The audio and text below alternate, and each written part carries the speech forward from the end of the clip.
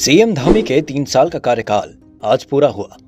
इस दौरान मुख्यमंत्री ने युवाओं, उपनल कर्मचारियों के साथ राज्य के ठेकेदारों को लेकर अहम घोषणाएं भी की। सबसे पहले सुबह के समय साइकिल रैली में शामिल होकर धामी ने फिट इंडिया का संदेश दिया तो पुष्प भी लगाए। रोड शो के जरिए धामी ने प्रदेश की आम जनता से आशीर्वाद लिया तो पुष्प वर्षा कर उनका अभिनंदन भी किया। सीएम ने कहा, सरकार हर समय जनता के बीच और उनके भावनाओं पर खरा उतरने का प्रयास कर रही है और यही वजह है कि हम लगातार सरकार बनाने में भी सफल हुए। सीएम ने सरकार की उपलब्धियों में यूसीसी, राष्ट्र खेल, युवाओं को नौकरी आदि का भी जिक्र किया। देहरादून के साथ धामी ने हरिद्वार में भी जनता के सामने आकर अपने कर्तव्यों का निर्वहन करने का वादा किया।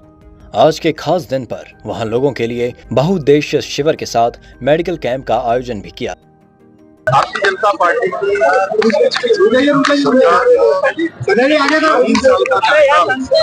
आज पूरा हुआ। हमने प्रधानमंत्री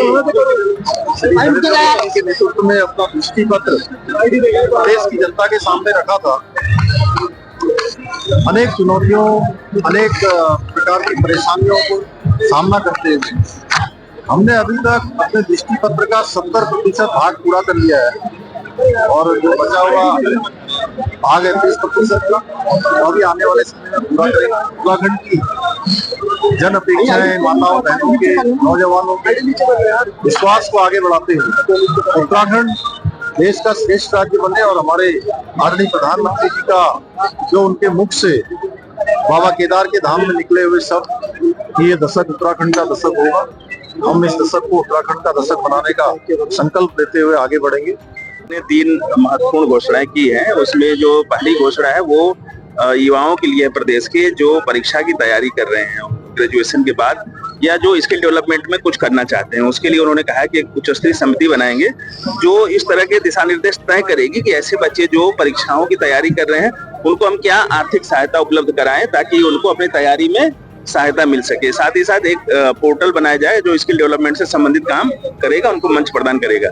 दूसरी घोषणा जो उपनल के कर्मी हैं, जो संविदा कर्मी हैं, उनके लिए है। उनकी लगातार मांग रही है कि जैसा कि माननीय मुख्यमंत्री जी ने भी कहा कि हमको समायोजित किया जाए और रिक्त पद है उनके सापेक्ष, तो उसके लिए वो समिति जो है नीति तय करेगी कि उनको कैसे आगे रिक्त पदों के सापेक्ष समायोजित किया जा सकता है। तीसरी जो उन्होंने घोषणा की है, जो प्रदेश के ठेकेदार हैं उनकी भी लगातार मांग रही है, उनसे अगर मिले रहे होंगे, अलग अलग स्रोतों से उनको जानकारी मिली थी, तो उसमें तीसरी घोषणा उन्होंने ये किया है कि जो राज्य के ठेकेदार हैं 10 करोड़ तक के काम उनको दिए जाएंगे।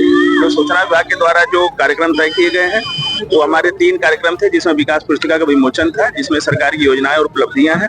दूसरा, चूंकि रजत जयंती वर्ष चल रहा है तो पूरे वर्ष जिलों में अलग अलग कार्यक्रम आयोजित होंगे, उससे संबंधित कैलेंडर हमने जारी किया है। तीसरा जो महत्वपूर्ण कार्यक्रम शुरू किया गया है वो है उत्तराखंड के जो पर्यटन स्थल हैं या कोई धार्मिक स्थल है या जो यहाँ का खान पान से संबंधित है, उसमें जो कंटेंट क्रिएटर्स हैं उनके बीच एक कंपटीशन होगा। उसमें अलग अलग हम लोगों ने 8 कैटेगरी तय की है, उससे संबंधित वीडियो जो बनाएंगे और उसमें हमने इनाम भी तय किया है। जिनका वीडियो अच्छा बनेगा उनको 5 लाख रुपए तक की हर वर्ग में उनको पुरस्कार हम देंगे। है कि नजर आ रही हैं और लगता है कि ये इतिहास में स्वर्णिम अक्षरों में लिखे जाने वाला समय है। और मेरे हरिद्वार में भी चाहे प्रधानमंत्री सूर्योदय योजना, मुख्यमंत्री के द्वारा के दिए जाने वाले आवास की योजनाएं हों या अन्य विकास के कार्य हों, वो सब हरिद्वार जिले में भी हो रहे हैं। अभी आप ही के सामने इतने सारे हमारे यहाँ के कार्यकर्ता जिन्होंने परिश्रम से इन योजनाओं पर काम किया है, अभी अपने सर्टिफिकेट्स, अपने चेक लेकर के गए हैं, जो ये बता रहा है कि ये 3 साल हरिद्वार के भी अविस्मरणीय साल थे और हमारे हरिद्वार की प्रगति भी निरंतर इन आगामी वर्षों में भी होगी। हमारा बहुत जल्द हर की पैड़ी भी अपने उसी तरह से जैसे बाबा विश्वनाथ का है, अपने अयोध्या का है, केदारनाथ का है, आदि कैलाश का है, उसी तरह से ये भी विकसित होगी। विस्तृत ब्यौरा हमने सबके सम्मुख रखा भी था और उनमें चाहे जितनी भी योजनाएं हों, हर विभाग में योजनाओं की कमी नहीं है। सभी योजनाओं का लाभ समाज के अंतिम व्यक्ति तक पहुंच रहा है और आप लोग स्वयं देख रहे हैं किस प्रकार से राष्ट्रीय खेलों का आयोजन हरिद्वार में हुआ है। किस प्रकार से स्पोर्ट्स कॉम्प्लेक्स यहाँ पे दिया गया है, PM सूर्य घर योजना हो, चाहे समाज कल्याण की योजनाएं हो, उनका प्रचार प्रसार हो, स्वास्थ्य विभाग की योजनाएं हो, सभी का पूरा लाभ आम जनता को मिल रहा है। तो 3 साल में बहुत ही अविस्मरणीय कार्य हुए हैं हमारी जनता में। भविष्य के लिए क्या होगा? भविष्य के लिए भी जो हमारी योजनाएं चल रही हैं, इन योजनाओं को और ज़्यादा प्राथमिकता के आधार पर चलाया जाएगा और इसके अलावा नई योजनाएं जो भी आएंगी सरकार की, उन सबको जो है निष्ठा के साथ उनका अनुपालन कराया जाएगा।